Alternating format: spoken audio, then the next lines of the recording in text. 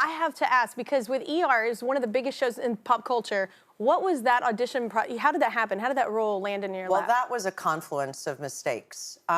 Which I love. On my part. Yeah. I know. And that's kind of, actually, it's a great segue into the play I'm doing, because, so what happened was I was in LA visiting a boyfriend. I lived in New York.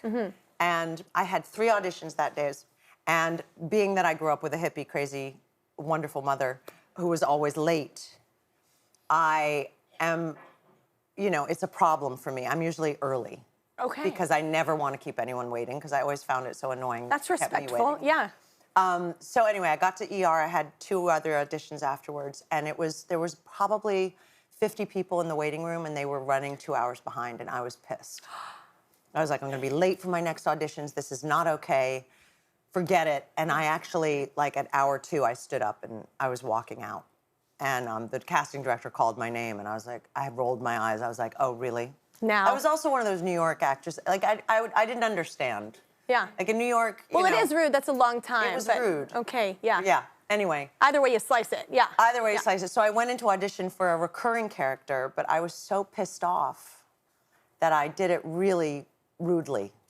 Yeah. A little New York anger. Yeah. And I knew I flunked. And I walked out of the audition, and the casting director said, hold on a minute, you're not right for that part. And I was like, you think? You think?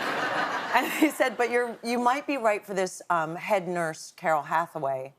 But she dies in the pilot, but could you come and read for that? Yeah. So I went back in and I read for Hathaway with a lot of attitude, and I got the role. Yes. So, and she was gonna die? But you were supposed to die? Well, I did. So the character dies in the pilot from a drug overdose. But the way the director shot it, he was great. Rod Holcomb, who passed away last year, he did it through George Clooney's eyes, because they had been an old flame. He was an old flame of hers. And they did it through his eyes, so suddenly her death seemed really important to the audience watching for him, that she not die. So I guess they do test audiences, and when the character died, the whole audience went, no! Because they love George Clooney so much, who doesn't?